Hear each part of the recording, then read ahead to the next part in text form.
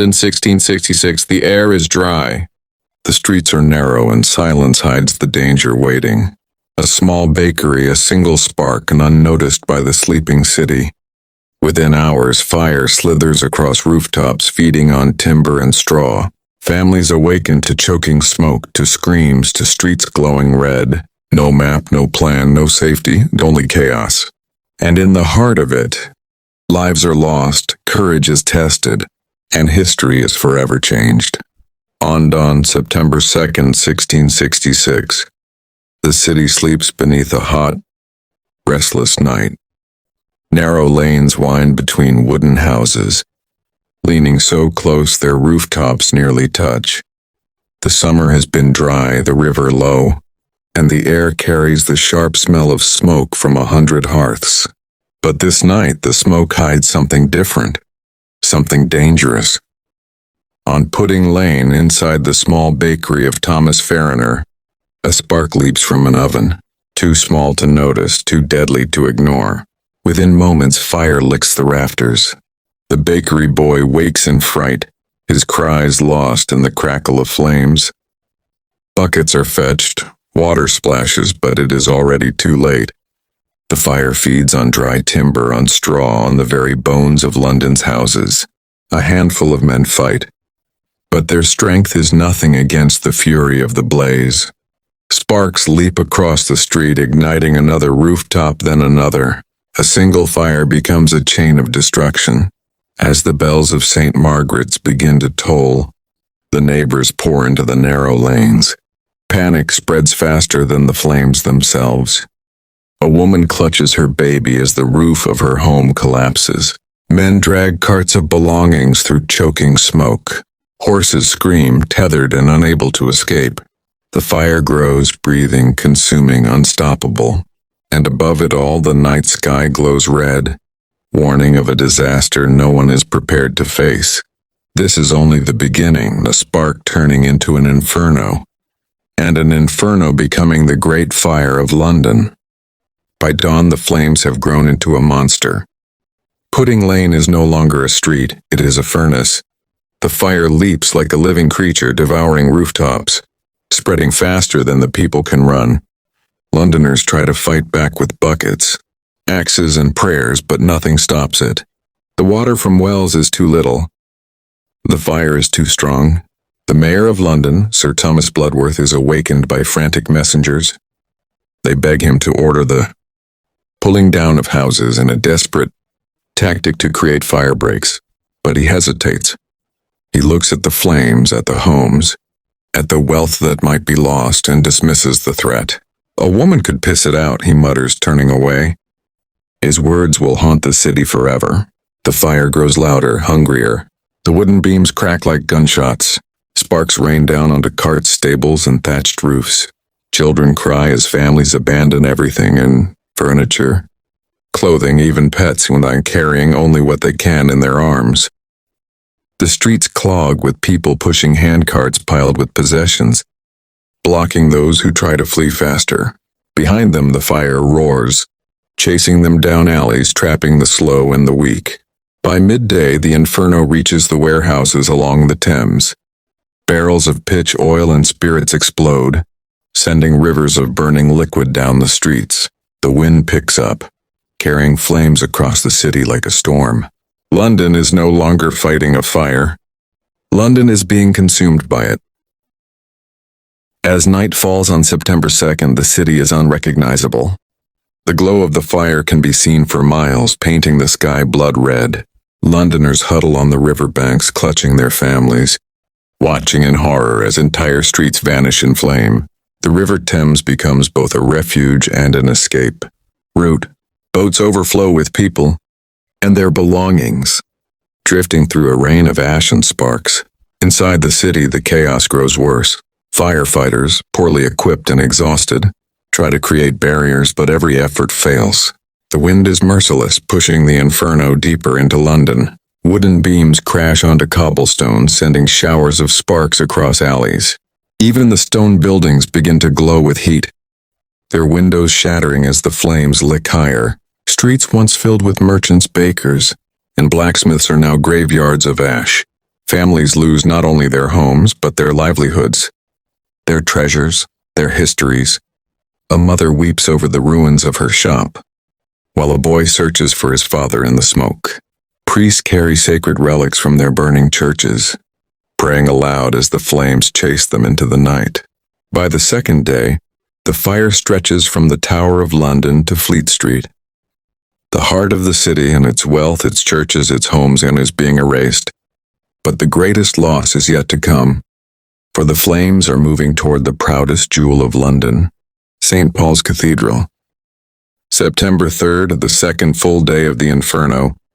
The firestorm now surges like a living beast reaching deeper into the city. Its next victim, St. Paul's Cathedral. For centuries, the cathedral has stood as London's heart, a towering symbol of faith and pride. Built of stone, many believed it could never burn, but inside its vast halls, printers had stored stacks of paper, books, and wood for scaffolding. The fire finds its fuel and the sacred place becomes a furnace. Witnesses describe a sight beyond imagination. The great roof of the cathedral bursts into flames, beams collapsing with thunderous crashes. Sparks shoot into the sky like stars carried miles away by the wind. The mighty stone walls tremble and crack, glowing red in the heat. Within hours, St. Paul's is reduced to a mountain of rubble and smoke. Londoners weep as they watch their most beloved landmark crumble into ashes. But the destruction does not stop there. Streets around the cathedral ignite one after another. Bells melt from church towers, their iron flowing like rivers of fire. Wealthy homes collapse, their treasures lost forever. Merchants stand powerless as their shops. Their ledgers, their fortunes vanish in smoke. The city is no longer a city. It is a desert of flame.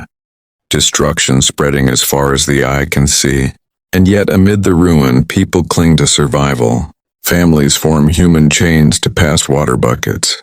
Others flee to the fields outside the walls, carrying nothing but hope. The fire spares no one, rich or poor, but it awakens a will to endure. London is burning, but Londoners refuse to give up. By September 4th, the fire has raged for 2 endless days and nights. Nearly half of London is already ash, but the inferno still grows. Families who fled to the riverbanks now find even those places unsafe. Sparks leap across the Thames, igniting warehouses on the far side. Refugees scramble into boats, pushing off in desperation, their faces lit by the fiery reflection on the water.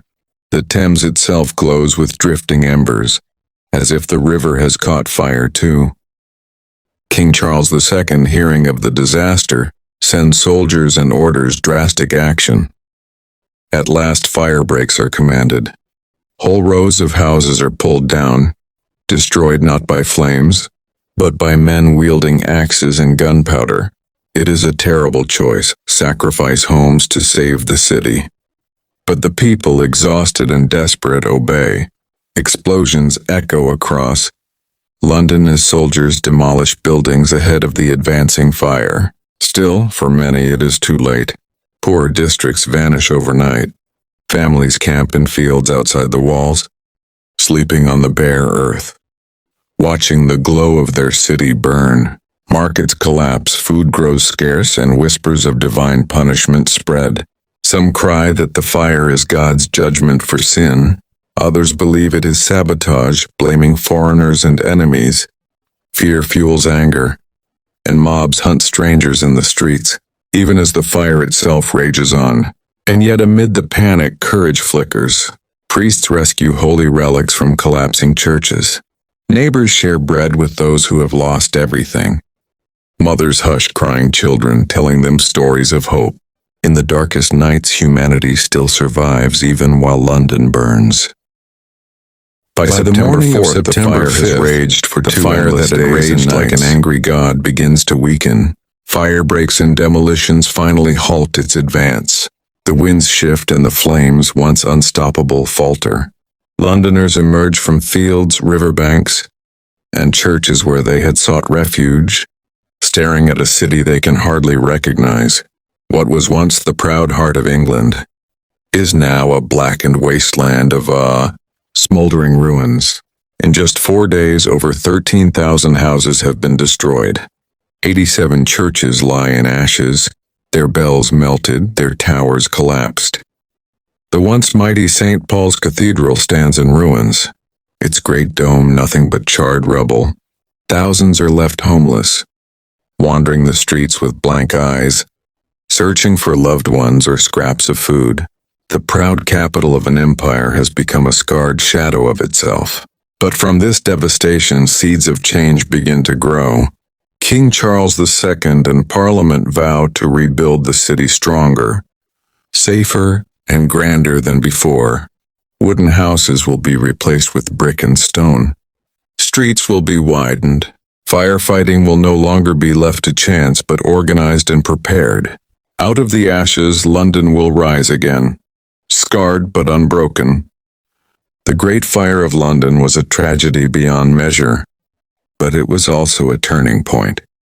From the smoke and ruin came resilience, reform, and the promise of renewal. For though the flames destroyed a city, they could not destroy the spirit of its people, and that spirit ensured London's rebirth. Thanks you for watch. Every old story holds a lesson worth remembering.